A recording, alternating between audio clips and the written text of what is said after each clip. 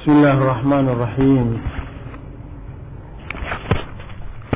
الحمد لله رب العالمين، والصلاة والسلام على أشرف الأنبياء والمرسلين وعلى آله وصحبه وسلم تسليما كثيرا إلى يوم الدين. وبعد، para ikhwah yang saya hormati, Assalamualaikum warahmatullahi wabarakatuh.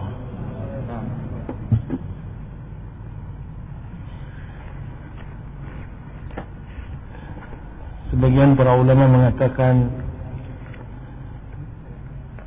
dari kebahagiaan seorang pemuda ketika dia mengenal hidayah, Allah Subhanahu wa taala arahkan atau Allah Subhanahu wa taala tuntunkan kepadanya seorang muallim sunni.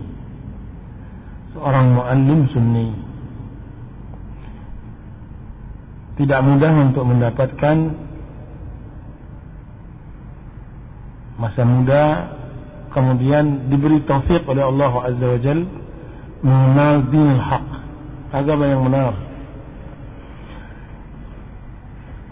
Dan dia adalah nikmat terbesar bagi seorang hamba ketika dia pada masa-masa produktifnya dia telah mengenal Islam yang hakiki. Karena masa muda adalah masa cita-cita, masa angan-angan, kemauan masih keras, cita-cita masih tinggi, motivasi masih luar biasa, dan sarana-sarana untuk bisa fokus masih banyak, sehingga ia bisa berbuat banyak. Ketika seorang muslim telah mengenal Islam yang benar, maka akan bermanfaat waktunya. Orang yang mengenal Islam, orang yang mengenal Islam yang benar, dialah orang yang menghargai waktu. Terus terang kita katakan bahwa waktu yang kita miliki sekarang ini sangat terbatas dari kewajiban yang kita hendak lakukan sebagai penghambaan diri kita kepada Allah Azza wa Jalla.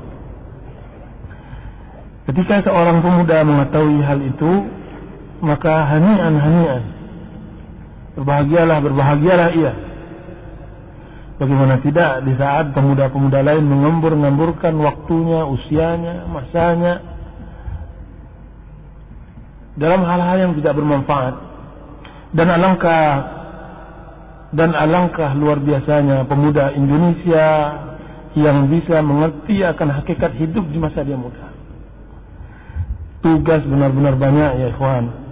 Tugas kita sebagai pemuda sangatlah banyak, dan makanya Rasulullah SAW mengatakan la tazulu qadama 'abdin yawmal qiyamah hatta yus'ala an arba'. Belum lagi mencercah kaki anak Adam sampai ia akan ditanyakan 4 perkara. Di antara 4 perkara tersebut, an syababihi fima afnah, masa mudanya kemana ia buang-buang. An syababihi fima afnah, bagaimana tidak, masa muda Masya Allah ketika hafalan masih kuat, ketika keinginan masih kuat, ketika cita-cita masih kuat. Masya Allah, jika seandainya seorang pemuda di samping dia kuliah, dia bisa menghafal Quran, dia bisa menuntut ilmu, dia bisa menghafal hadis, alangkah bahagianya. Dan itu tidak ada yang mustahil. Tidak ada yang mustahil. Apalagi setelah itu dia diberi taufik oleh Allah Subhanahu wa taala mengenal din yang benar.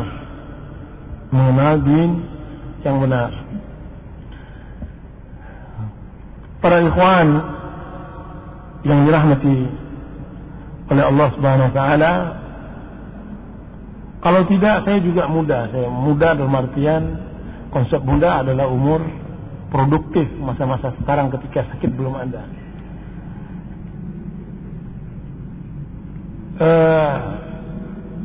Setiap pemuda harus memiliki pantang mundur. Dia pantang dicoba, diuji, dia pantang mengalah. satu yang ia tidak diinginkan, yaitu ketika dia diasung-asung, misalnya dipanas-panaskan untuk sesuatu, itu biasanya dia akan mengalah. Dia punya motivasi yang sangat sekali. Dan kita ketika usia sudah baligh, itu belajar kita begitu. Hari-hari kita mempunyai waktu-waktu tertentu untuk belajar. Dan hidup kita tentu berbeda. Hidup saya dengan antum berbeda. Hidup saya di pondok pesantren. Akan tapi setiap hari kita termotivasi untuk bekerja. Pantang juga dilawan-lawan sama orang. Kalau seandainya dilawan, kita malah melawan. Dalam artian kamu tidak bisa seperti sefulan. Kalau seandainya seperti itu, bukan malah kita malas dan semacam, akan termotivasi. Ketika masa muda, berapa banyak kita juara, berapa banyak kita juara kelas dan semacamnya, hanya gara-gara ucapan seorang teman yang mengatakan, antum tidak akan sehebat si fulan. Kita juara jadi. Berapa banyak juga kita menghafal Quran 1 juz, 2 juz dalam beberapa hari, hanya gara-gara si fulan mengatakan, antum tidak akan mungkin hafal 1 juz selama 3 hari. Sehingga terbakar rasanya semangat muda kita. Kemudian apa yang terjadi? Setelah subuh tidak akan keluar sampai subuh lagi. Harus ada pemuda yang seperti ini. Ada lagi salah seorang kawan yang bertanya, antum tidak akan mungkin menghafal Kamus Muhammad Yunus. Maka terpicu untuk menghafal setiap hari mufradat sebanyak 50 kali sampai selesai semua Kamus Muhammad Yunus. Hal-hal yang seperti ini, ikhwan, harus dijadikan manfaat karena antum muda.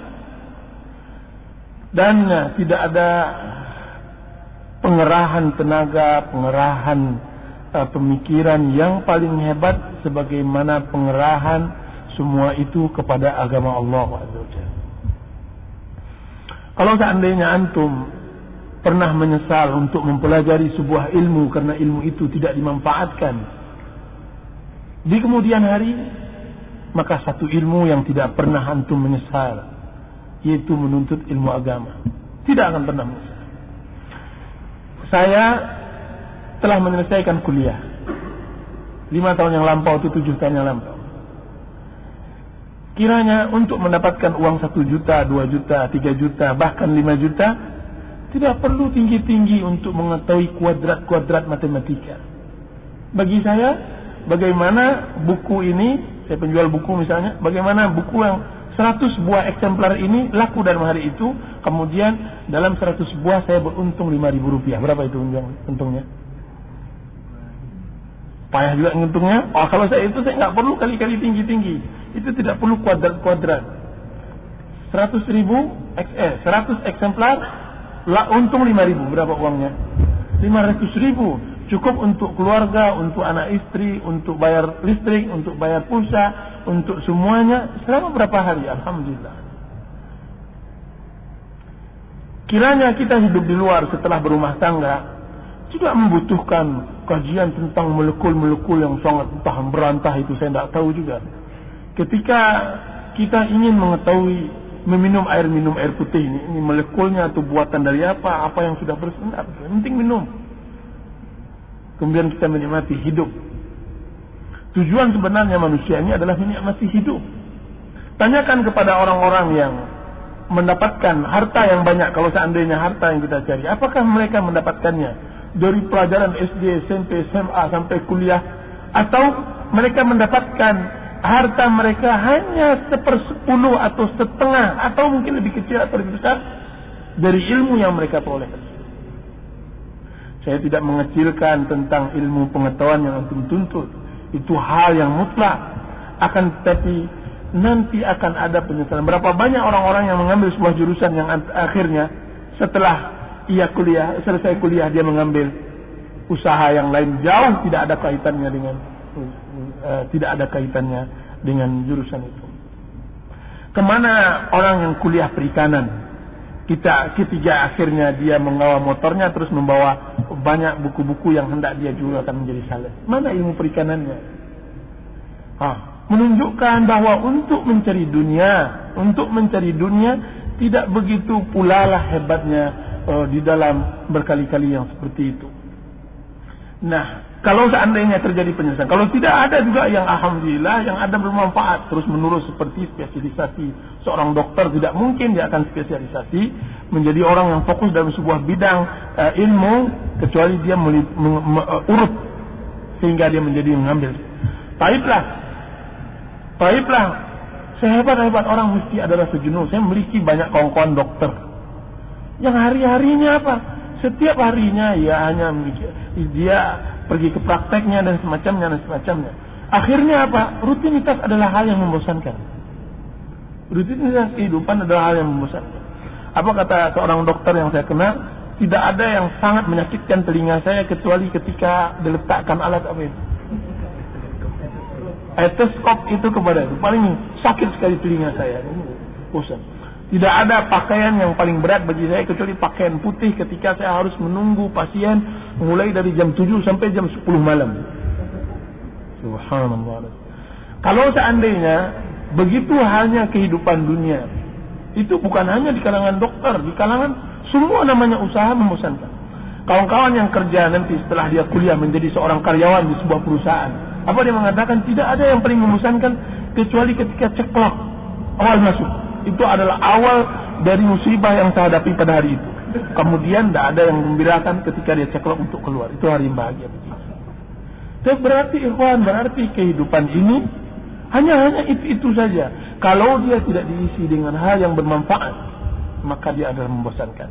Apa yang membahagiakan diri seseorang hamba adalah bagaimana memberikan waktunya untuk Allah Azza wa Jalla, bermanfaat. Itu akan membahagiakan, akan memberikan warna hidup lebih.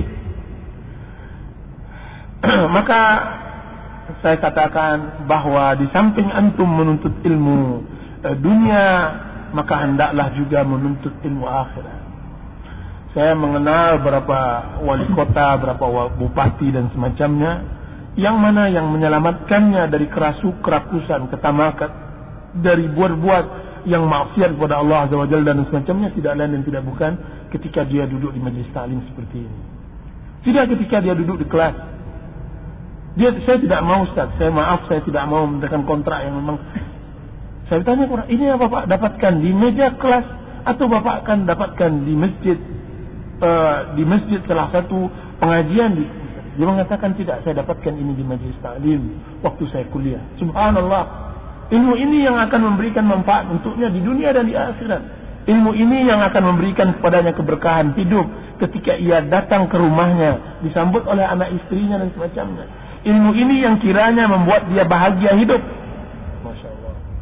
Jadi tidak ada yang lebih hebat dari seorang pemuda. Di samping dia mengetahui dunia, dia mengetahui din. Dan lihatlah Allah Subhanahu wa taala mengatakan terhadap sifat orang-orang kufar yang hanya mengetahui dunia, Allah mengatakan ya'lamuna zahiran minal hayati dunya wa hum anil akhirati hum kafirun wa hum anil akhirati hum ghafilun wa hum anil akhirati hum ghafilun.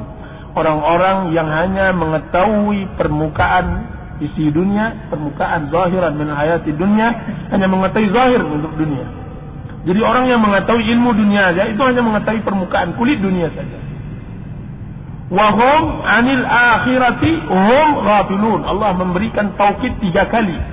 Wa hum, dan mereka, taukid pertama, anil akhirah mendahulukan kata-kata akhirat, itu taukid juga. Hum adalah kata kedua lagi, atau kata ketiga yaitu mereka lalai, ghafilun, lalai. 3 taukid di dalam ayat tersebut. Benar-benar begitu lalai terhadap kehidupan akhirat. Benar-benar begitu lalai untuk kehidupan akhirat. Kiranya yang dia kerjakan, jadi ilmu yang dia tuntut tinggi-tinggi di sekolah itu kiranya hanya membutuhkan secari kertas, yang akhirnya dia menjadi seorang karyawan yang kerjaannya hanya mematikan, menghidupkan, mematikan, menghidupkan, mematikan. Itu saja pekerjaan sehari-hari. Saya punya kawan-kawan yang begitu pekerjaannya. Antum kerjaan antum di sana apa? Hidupkan mesin dengan mematikannya dan menjaganya. Itu tidak mengajarkan cerdas. Menghidupkan, lihat kalau ada di tabel-tabel tersebut ada macam-macam. Baiklah, mana ilmu-ilmu yang lain? Tidak ada, semuanya tertera di dalam ijazah yang baik, terus apa manfaatnya jika seandainya tidak diisi dengan ilmu din, ilmu agama? Jadi ya ikhwan, ilmu agama akan memberikan kebahagiaan kepada hidup. Dan ini sangat membahagiakan saya kehadiran antum-antum di sini untuk menuntut ilmu din. Dan Allah Subhanahu wa taala memastikan bahwa orang yang menuntut ilmu din, yang beramal saleh, itulah yang akan kekal namanya. Allah mengatakan yarfa'illahu alladhina amanu minkum walladzina utul ilma darajat. Allah Subhanahu wa taala angkat orang-orang yang beriman di antara kalian dan orang-orang yang diberi ilmu beberapa derajat. Berapa derajat ya kawan? Dan ini adalah firman Allah Azza wa Jalla yang harus kita yakini, bahwasanya ilmu din itu tidak ada hak cipta. Nah, silakan antum dengar, ambil semuanya boleh, tidak ada. Sedangkan ilmu agama, kalau seandainya antum menemukan di fakultas antum sebuah teori atau sebuah alat canggih, antum harus patenkan. Coba bagaimana susahnya. Antum ilmu semakin antum sebarkan, semakin kokoh. Akan tetapi seandainya keahlian dan harta kalau antum sebarkan malah antum rugi dan tidak mungkin. Ilmu tidak pernah dicuri oleh orang. Ilmu tidak pernah dicuri oleh orang. Akan tetapi harta, subhanallah, ada sebagian orang yang bekerja setahun, 2 tahun, 10 tahun, 15 tahun, 16 tahun, di penghujung pekerjaannya tiba-tiba dia berusaha, kira-kiranya ditipu, dibawa seluruh hartanya olehnya. Selama 16 tahun dia bekerja, selama 20 tahun dia bekerja, tidak ada manfaatnya, hanya hilang dalam satu hari. Tidak ditipu. Baik ilmu, pernahkah seorang ditipu dengan ilmu? Tidak. Semuanya memberikan. Dan yang ketiga, bahwa ilmu akan kekal, disebut oleh Allah Subhanahu wa taala dan juga disebut oleh manusia. Harta pada dasarnya disembunyi-sembunyikan. Kenapa? Takut dikenal oleh orang. Kalau seandainya Anda punya job, Anda punya proyek, Anda punya usaha, itu tidak boleh sebut-sebutkan ke orang. Oh maaf, saya ngambil baju ini dari situ. Nggak ada itu. Semuanya didiamkan. Kalaupun nanti cair uangnya, itu pun juga didiamkan. Sehingga walaupun kita kaya raya, orang tidak akan tahu berapa jumlah kita. Akan tapi ilmu, semuanya ditebarkan. Kenapa? Sehingga kenapa kekal ahli ilmu daripada ahli harta? Karena ilmunya ditebarkan, sedangkan ahli harta ilmunya disimpan. Sehingga membedakan antara orang yang berharta dengan orang yang berilmu. Jadi benarlah, yarfa'illahu alladhina amanu minkum. Orang yang berilmu, ilmunya itu ruh. Dari ujung rambutnya sampai ke kaki. Akan tetapi orang yang berharta, harta dengan badannya tersebut tidak ada sangkut pautnya. Dia ketika ditelanjangi, dia tidak ada hartanya. Nah makanya dia dihormati hanya ketika ada harta. Ketika jatuh, ketika dia tidak punya harta lagi, maka dia akan dibuang oleh orang. Dia tidak ada gunanya. Dia tidak ada artinya di mata masyarakat. Akan tetapi orang berilmu, diambil pun semua hartanya, diambil pun semua badannya, diambilkan semua bajunya, tinggal apa yang ada pada badannya, dia tetap ahli ilmu. Ahli ilmu adalah orang yang memberikan, orang yang berilmu adalah orang yang mengetahui tentang rahasia syariat, mengetahui tentang hikmah kehidupan. Makanya mereka adalah orang yang berbahagia.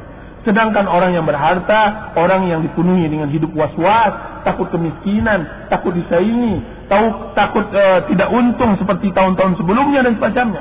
Berarti orang yang berilmu menambahkan keyakinan, kepercayaan. Orang yang punya harta memberikan was-was dalam hidup. Makanya ahli ilmu ketenangannya ada di dadanya. Ahli harta ketenangannya ada pada hartanya. Dan ketenangan yang ada di dada tidak akan pernah hilang kecuali dia meninggal. Sedangkan ketenangan pada harta, dia akan hilang ketika tidak ada harta tersebut pada diri. Apa kata Syekhul Islam Ibnu Taimiyah rahimahullah? Mada yaf'alu a'da'u bi? Apa yang hendak diperbuat oleh musuh-musuhku? Jannati fi sadri. Surgaku adalah di dadaku. Dimanapun aku pergi, ia selalu berada padaku. In habasuni fahabsi khalwah. Sekiranya mereka memenjarakanku, maka penjara tersebut bagiku adalah khalwat, munajat aku kepada Allah Azza wa Jalla. Wa in taraduni fatardi siyaha. Sekiranya mereka mengusirku, tidak boleh mereka izinkan aku tinggal di kampungku, maka usiran tersebut adalah perjalanan safar, perjalanan berjalan tamasya bagiku. Wa in qataluni faqatli syahadah, sekiranya mereka membunuhku maka pembunuhan tersebut adalah syahid bagiku. Itu adalah orang yang berilmu, ya ikhwan. Orang yang berilmu. Jadi benar-benar Allah mengatakan yarfa'illahu alladhina amanu minkum walladhina utul ilma darajat. Orang yang beramal saleh juga Allah Subhanahu wa taala akan kekalkan namanya. Allah akan kekalkan namanya. Cobalah lihat, orang yang berilmu semakin tua semakin dihormati oleh Allah, semakin dihormati oleh orang. Akan tapi cobalah lihat orang yang berharta, semakin dijauhkan oleh orang. Menunjukkan benar-benar yarfa'illahu alladhina amanu itu benar-benar adanya, dan itu sadaqallah wa sadaqa Rasulullah sallallahu alaihi wasallam. Para ikhwan yang dirahmati oleh Allah Subhanahu wa taala, di antara taufik yang Allah Subhanahu wa taala berikan, kebahagiaan yang diberikan oleh seorang hamba, yang diberikan oleh Allah Subhanahu wa taala kepada seorang hamba adalah taufik, keinginan yang kuat, motivasi yang kuat. Seorang pemuda ketika diberikan oleh Allah Subhanahu wa taala motivasi, maka itu adalah sebuah kenikmatan yang harus dipelihara. Kita hidup di daerah yang kurang motivasi. Kita di Indonesia dua hal yang kurang pada kita. Pertama, percaya diri. Saya berteman, kita di Madinah kuliah lebih dari 220 negara. Saya kuliah di kuliah syariah itu lebih dari 99 negara. Saya tidak melihat orang yang percaya dirinya sangat rendah kecuali orang-orang seperti orang-orang kita, orang Asia Tenggara, Malaysia, Singapura, atau Brunei, Indonesia dan semacamnya. Kurang percaya diri. Dan yang kedua yaitu kurang motivasi.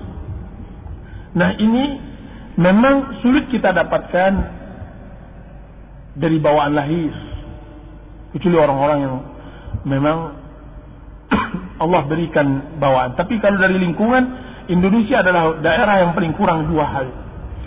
Bagaimana tidak? Kurang percaya diri itu kita telah diajarkan untuk kurang percaya diri waktu kecil. Ketika datang tamu orang tua kita, itu umur 3 tahun, 4 tahun baru pandai bicara, itu sering tamu bertanya kepada kita, oh siapa namanya dek?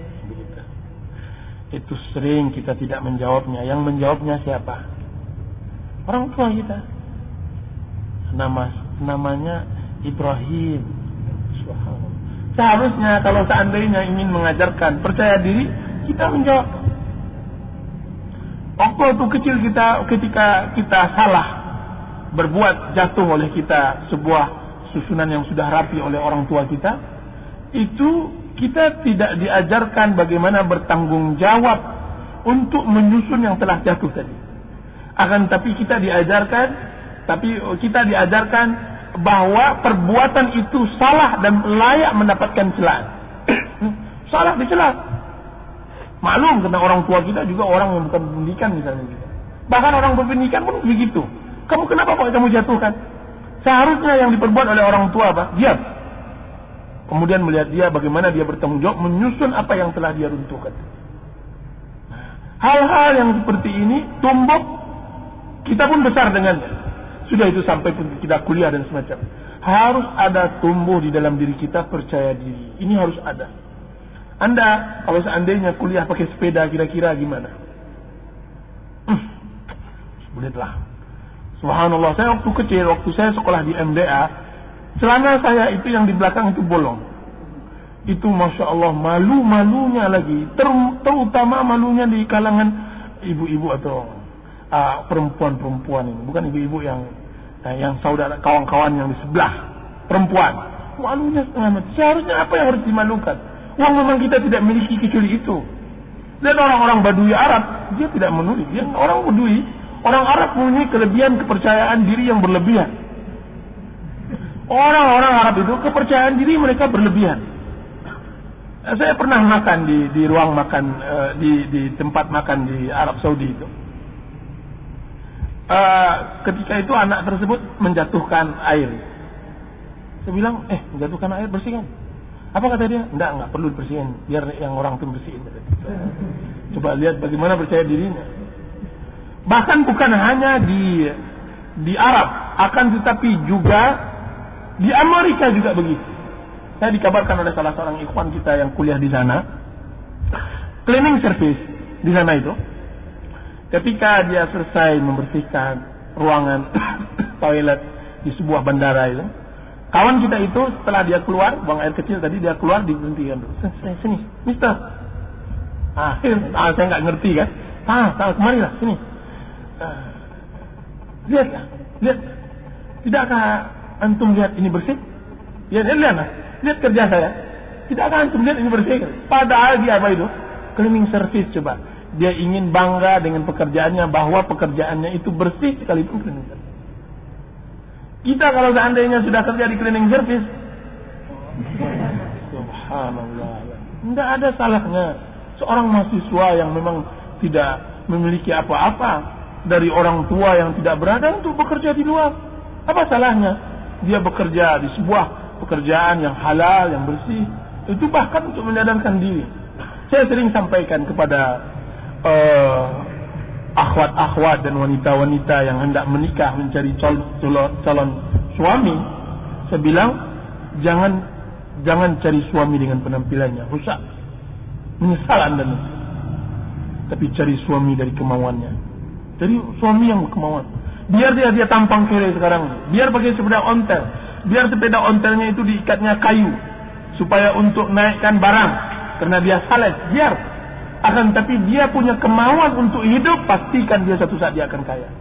Akan tapi si pemuda yang lembut wajahnya, lembut tangannya tersebut, necis pakaiannya, akan tapi hanya bisa menghabiskan uang harta orang tuanya, hanya meminta merengek setiap saat untuk dikirimkan, ditransfer uang kepadanya, pastikan setelah ia habiskan harta orang tuanya, Anda juga akan dihabiskan.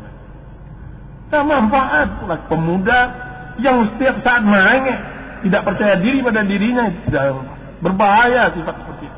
Harus ada sifat mandiri. Saya bukan berarti setelah itu antum nanti bekerja semua, tidak. Akan tetapi kemandirian harus ada pada diri. Bersikukuh untuk siap menghadapi tantangan adalah hal yang besar. Itu percaya diri. Dan yang kedua, motivasi. Yang kurang di Indonesia adalah motivasi. Kita kurang ketika kita dilecehkan oleh orang. Antum mana pula bisa seperti si fulan. Kita mengatakan, iyalah dia itu Masya Allah, dia punya sarana semua, saya apalah. Cuma mesti seperti itu. Tawadhu yang bukan di tempatnya. Itu tawadhu yang bukan di tempatnya, Syekh Ibnu Hazm rahimahullah ta'ala, beliau baru belajar agama umur 25 tahun. Belajar agama umur 25 tahun. Itu pun disebabkan karena dia disalahkan oleh orang. Waktu itu beliau masuk sebelum asar, kemudian dia duduk langsung. Kemudian didampingi oleh karim masjid, fulan, siapa nama engkau? Dia bilang, Muhammad. Apa katanya? Tidak tahukah engkau bahwa salat tahiyatul masjid adalah wajib? Itu mazhab Malikiyah di Andalus, di Spanyol. Maka dia salat. Aduh, bodoh sekali saya. Akhirnya dia salat. Kemudian setelah salat asar, dia takut disalahi lagi. Dia salat lagi. Allahu Akbar. Subhanallah. Kemudian ketika dia takbir itu disalahkan oleh orang. Subhanallah, tahukah engkau bahwa tidak ada salat sunat setelah salat asar? Apa katanya kepada ayahnya, ayahku, jika seandainya engkau hendak mencariku, maka temui aku di majlis Syekh fulan.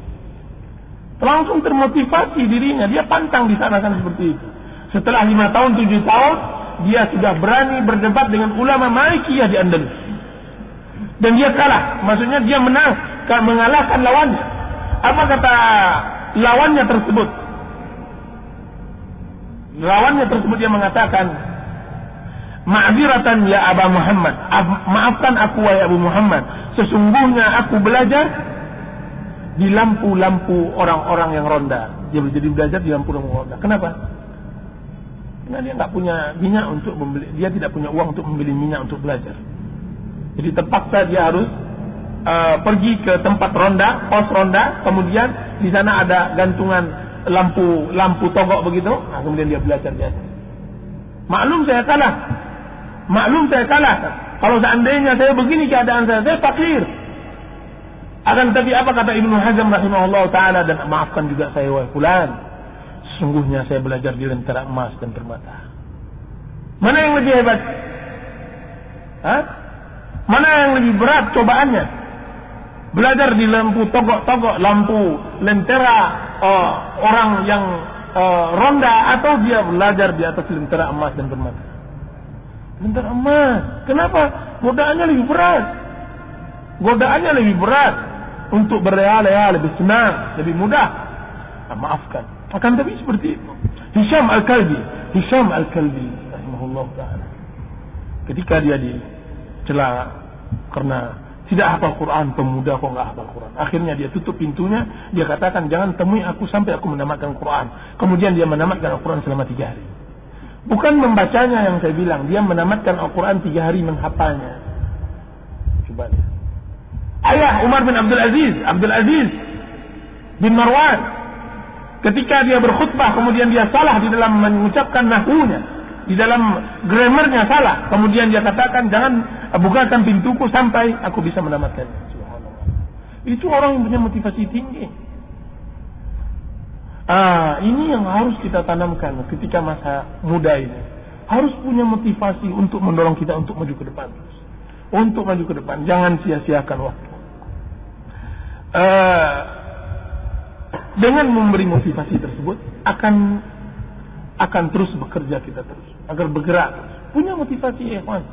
Untuk apa kita hidup kalau seandainya kita tidak didorong? Kenapa seseorang bekerja? Dia harus motivasi. Dan ini harus ada, dan seharusnya yang paling berhak untuk mendapatkannya secara fardu dan ta'qib, secara bagian dan juga nanti bonusnya adalah Ahlus Sunnah wal Jamaah. Pemuda Ahlus Sunnah wal Jamaah harus punya motivasi. Dia bukan adalah orang-orang yang tidak punya angan-angan. Dia harus mempunyai angan-angan yang baik tentunya. Itu yang pertama tadi adalah menuntut ilmu. Yang kedua, kita harus memiliki motivasi. Dan yang ketiga, harus punya percaya diri. Dan yang keempat, alangkah baiknya seorang pemuda benar-benar fokus terhadap yang bermanfaat untuk dirinya. Rasulullah SAW bersabda, ajiba rabbuka bisyabin laysa lahu sabwah. Hadis ini diriwayatkan oleh sebagian para ulama. Apa kata Rasulullah SAW? Allah SWT ta'ajub dengan seorang pemuda yang tidak memiliki sabwah, suka dengan wanita. Maksudnya bukan berarti dia impoten dan semacam, akan tetapi dia memikirkan yang lebih penting daripada perkara-perkara wanita. Mudah pekerjaannya ada hari, Masya Allah, bagus ya, begini, ceritalah habis sedang makan setengah jam, 2 jam, 3 jam, 4 jam, 5 jam habis.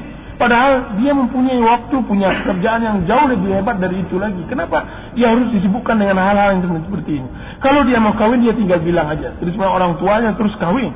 Akan tapi menghabiskan waktunya untuk ngurus-urus seperti ini bukanlah pekerjaan. Rasulullah SAW bersabda, sab'atun yuzilluhumullah yawma la zilla illa zilluh. 7 golongan yang mendapatkan perlindungan dari Allah Subhanahu wa taala, yang tidak ada perlindungan kecuali perlindungannya. Di antaranya apa?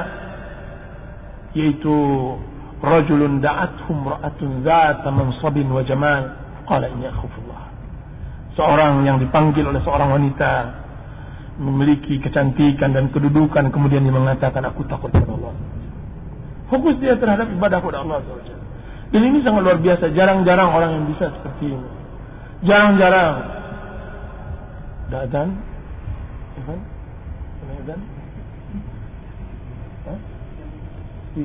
jarang-jarang orang yang memiliki orang yang seperti ini. Akan tapi kita tahu pastikan bahwa kita memiliki tugas yang sangat banyak, kewajiban yang banyak. Hanya untuk memikirkan itu alangkah bodohnya kita, alangkah meruginya seorang pemuda. Masa-masa sekarang ini adalah masa-masa yang sangat berharga sekali untuk mencapai cita-cita, cita-cita dunia dan cita-cita akhir. Hafalkan Quran, hafalkan Quran ya kawan. Kalau seandainya Anda ingin menjadi orang besar, hafalkan Quran sekarang. Banyak orang-orang yang menghafal Quran 2 tahun 3 tahun selesai. Anda mungkin tidak perlu menghafal Quran 30 juz, akan tapi minimal Anda menghafalkan 10 juz. Masya Allah, mahasiswa hafal 10 juz. Anda mungkin tidak perlu menghafal Sahih Bukhari dan Muslim, akan tapi minimal setelah Anda tamat Anda memiliki bacaan hafalan, yaitu hadis arba'in. Masya Allah, yang nantinya Anda punya kedudukan di masyarakat. Anda menghafal hadis arba'in, akan baik Indonesia ini. Kita membutuhkan orang-orang yang baik. Kita yakin bahwa ustaz-ustaz tidak akan menjadi orang-orang besar karena ustaz sangat terbatas. Akan tapi antum ini menjadi orang yang baik, saleh dan muslih. Orang yang saleh pada dirinya, muslih, orang yang memperbaiki diri orang lain. Kalaulah tidak kita yang seperti itu, maka akan rugi kita. Akan rusak sebagaimana rusak orang-orang tua kita yang berada di pemerintahan, yang berada di tempat-tempat yang lain. Cobalah mereka. Kenapa mereka berbuat seperti itu? Karena mereka tidak saleh dan tidak muslih. Tidak saleh untuk diri, tidak muslih, tidak bisa memperbaiki orang yang lain.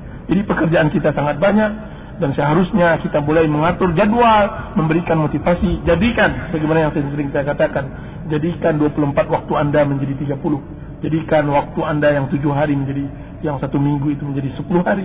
Jadikan sebulan Anda itu menjadi 40 hari. InsyaAllah ta'ala tidak ada seorang pemuda disibukkan dengan sesuatu yang tidak bermanfaat baginya.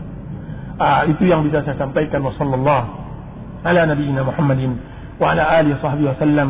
Wassalamualaikum warahmatullahi wabarakatuh.